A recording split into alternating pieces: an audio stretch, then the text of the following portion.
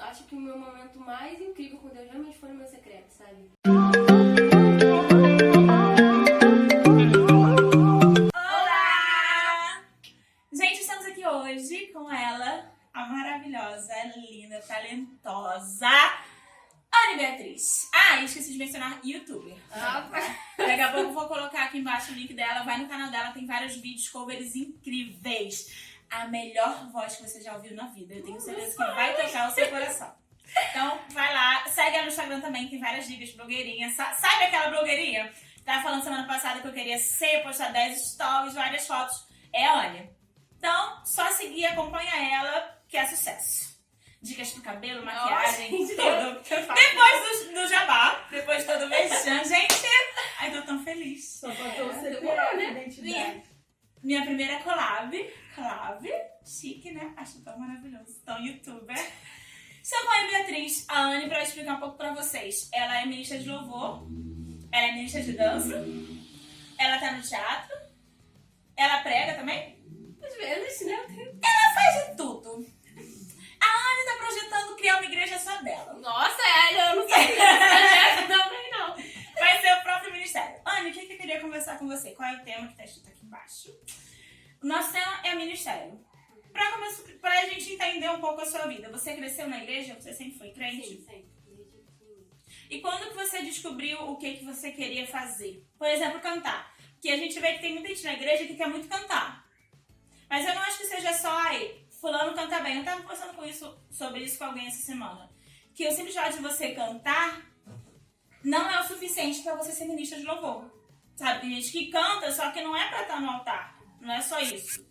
Então, o que envolve ser uma ministra pra você? O que é ser uma ministra pra você? Quando eu era menor, assim, de uns 5 para 7 anos, eu já tinha esse entendimento, né?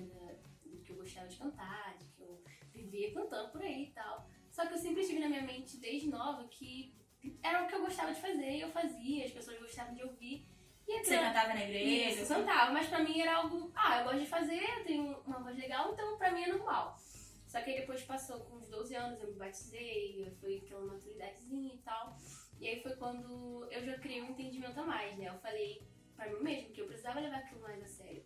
Eu sempre me inspirei muito em muitas cantoras, a Gabriela Rocha tava, nossa, uma pessoa que eu me inspiro muito. Então eu sempre acompanhei ela e desde nova ela tinha isso. Eu via que ela não era como aquelas cantoras, sabe? Que você olha, tem uma voz tremenda, tem uma voz linda, mas ela passava algo. E isso é uma coisa que eu acho muito interessante, que se você for ver alguns cantores, não é aquele timbre que faz todo o melisma, toda aquela... É uma voz tão natural, mas que você sente tanta unção, tanta palavra naquilo, sabe? E por outro lado, tem gente que canta muito bem coral, por exemplo, e que não tem esse destaque Não todo. sente tanto. Então, assim, para começo de conversa, uma coisa que sempre me questiono com o pessoal que cresceu na igreja. Você teve um momento na sua vida em que você virou crente? Sim. Teve essa passagem? Porque às vezes a pessoa cresce na igreja, Acostuma, né? tanto Já tempo sou que tipo, cristão. nossa, quem é Deus? Cara, não sei. Deus é tudo. Sim! É porque a gente vive no Deus dos nossos pais. Então a gente ainda não tem essa ideia de quem é Deus. Você teve esse momento quando você descobriu, tipo, é isso, eu quero ser cristão? Eu sempre fui, assim, da mesma igreja que a minha mãe, desde 9 e tal. Aí quando eu fiz os meus 13 anos, eu já não me sentia confortável com a igreja dela. Por conta de ter mais adultos e tal, eu me sentia um pouco desconfortável, porque não tinha tantos jovens e essas coisas. E eu comecei a me entristecer dentro da igreja, sabe? Falei, não é possível, tá faltando algo, eu preciso...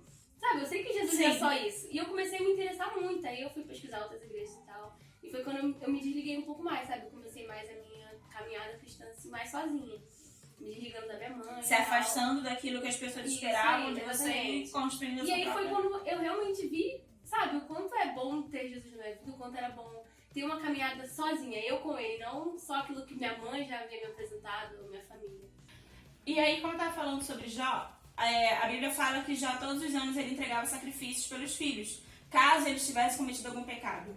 Então ele tinha essa preocupação de orar e buscar pelos filhos dele, mas quando quando o diabo vem sobre a vida de Jó, ele leva os filhos, todos eles, sabe? Porque Deus não tinha compromisso com os filhos de Jó, Deus tinha compromisso com Jó, com quem ele era, com a pessoa dele. Então às vezes tem muito crente, e nossa, tem muito crente, que tá na igreja, que é filho de crente, que passou a vida inteira ali, mas não tem um relacionamento com Deus. nunca teve um encontro. Você tem esse momento, você lembra desse momento que você, caramba, Deus, conta pra gente como é que foi essa sua... Então, sempre, as pessoas perguntam isso às vezes nas perguntinhas do Instagram, né? E eu Muito sempre falo blogueirinha. que, tipo assim, acho que o meu momento mais incrível com Deus realmente foi no meu secreto, sabe? Porque eu tinha o costume de orar, de ter... A minha vida com Deus era aquilo, ir pra igreja com a minha mãe, voltar e só, entendeu? Era ali na igreja, minha vida com Deus era na igreja, só aquilo, só frequentar os cultos. Mas quando eu realmente comecei a entender que eu precisava de mais, que estava faltando algo em mim, eu queria um relacionamento, uma intimidade com Deus, e eu comecei a buscar isso no quarto, entendeu? Foi uma oração, tipo, muito sem jeito, meio sem saber o que falar, que você tá falando, mas tipo, pô, será que tá me ouvindo? Será que realmente, né? Com quem que eu tô Tipo, falando? ai, tô maluca? Tô maluca? O que tá acontecendo? Mas foi uma coisa muito sincera, sabe? Eu pude ver que, mesmo naquela oração curta, que eu não sabia falar direito, que algo tava se transformando dentro de mim, que eu tava tendo mais vontade de estar na presença dele, de conhecer mais sobre, entendeu? Acho que mudou muito a minha vida isso. É uma coisa que transforma, né? Quando você encontra realmente com ele. Quando você tem essa experiência. Porque as pessoas têm essa ideia de que, mas é assim porque é filha de pastor, é assim porque tá na igreja, é incubado ou qualquer coisa parecida. Mas é o seu relacionamento com ele, é a sua história com ele. Mas apesar disso, você tem talento, você tem... Sua mãe é pastora, você tá na igreja desde criança. Isso facilita o seu ministério? O seu ministério é fácil? Não. Isso piorou, né? Acho que piorou. Mas conta, o que tem de mais difícil na questão do seu ministério? Qual é o maior peso que você carrega? Olha, eu acho que a questão que mais pesa pra mim no momento é a questão de ter que lidar com a crítica das pessoas, sabe? O julgamento, a forma que elas te olham, né? Você olhar pra uma situação, ou queria tanto fazer algo, queria ouvir certo tipo de música, queria sair com tal roupa, e você ficar aquilo na cabeça. Às vezes não é muita coisa, sabe? Não é nada demais, mas você fica, pô, será que você vai incomodar alguém? Será que vai escandalizar, sabe? Hoje em dia eu tenho muito essa preocupação, não tempo atrás não tinha não. Mas hoje é uma coisa que, tipo, tem muita importância. É porque a gente começa a pensar em evitar o estresse, né? Isso, exatamente. Às vezes não é nem errado, porque não é errado. Não é, nossa, eu quero sair com todo mundo. Não, mas são pequenos detalhes que você quer fazer, só que você pensa... tô cansado, não quero ouvir falatórios, então eu prefiro Aí, ficar por causa disso, quietinha. você vai diminuindo pra não ter essas coisas, essa cobrança, essa coisa toda. Mas pro pessoal que tá começando, pro pessoal que sonha em ter um ministério, que sonha em fazer isso, o que você acha que é mais importante? Principalmente no louvor. O que uma pessoa do louvor não pode deixar de ter? Que é indispensável. Além de talento, óbvio, porque voz é importante. Eu acho que busca constante, cara, porque foi o que eu falei, eu desde nova cantava, entendeu? Desde sempre. E eu cantava nas igrejas, mas era aquilo, eu cantava porque as pessoas elogiavam. E às vezes o elogio me enchia, sabe? Eu falava, todo mundo gosta, então eu vou continuar cantando.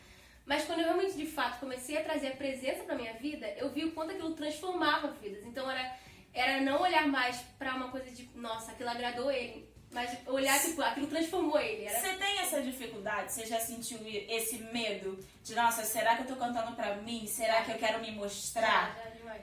E como é que você lida com ela? Porque tem essa dúvida, né? Sabe, por mais que você esteja fazendo pra Deus, você tem essa consciência, tem um momento que você quer cantar, mas você já se sentiu insegura? Já. De você olhar outras pessoas e, nossa, por que eu não faço isso? Sabe, você tem essa questão ou não? Cheguei, todos me amam, canto lindamente. Eu pensava muito nisso muito tempo atrás também, por conta de tipo, tem gente que faz aula de canto, que tem toda aquela coisa na voz. Você já chegou a fazer algum então, curso, alguma aula? Não, uma vez na vida só, mas parei, eu vou começar de novo, Jesus. É isso. Mas eu tinha essa insegurança de, quero mostrar mais a minha voz, porém eu não quero que eu apareça. E eu ficava aquilo, tipo, eu quero que Jesus apareça mais, mas ao mesmo tempo eu quero a minha voz. Que as pessoas vejam que eu sei, que eu tenho talento, que eu tenho técnica. E ficava aquela coisa na cabeça de, tipo, eu vou, não vou, eu faço, não faço. Mas às vezes essa técnica também não pode ser usada pra Deus. Também não pode ser uma coisa... Isso que eu tô descobrindo. Então, assim, uma coisa que eu percebo muito, o Leonardo Gonçalves, por exemplo. Eu admiro muito o Leonardo. E ele tem essa técnica, ele tem essa voz, essa impostação toda, e ele usa isso pra Deus. Em nenhum momento ele usa isso pra mostrar o quanto ele sabe, o quanto ele faz. Mas óbvio que as pessoas vão olhar, né? Vai ter alguém que vai... Sempre mostrando. Sempre tem um. Sempre, mas é essa consciência, né? De você entender que essa é a sua preocupação. Eu tô me arrumando assim, eu tô linda assim porque é pra Deus. Eu tô cantando assim, eu quero melhorar porque eu quero fazer pra Deus. E porque Deus merece o melhor. Eu acho que uma coisa que a gente tem aqui no Brasil é porque normalmente os grupos gospel não tem tanto talento ou tanto preparo quanto muitos músicos seculares, entende?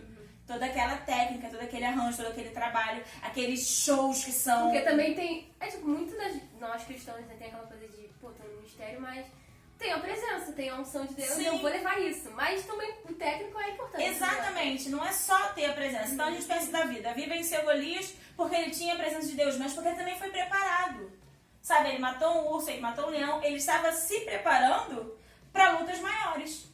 E aí nessa questão de lutas maiores, como é que é o seu tratamento com você? Sabe, como é que você cuida, como é que você se preocupa com a sua vida? Porque quando você ministra, a gente até conversou sobre isso, né? Que você ministra sobre tantas vidas, quem é que ministra sobre você?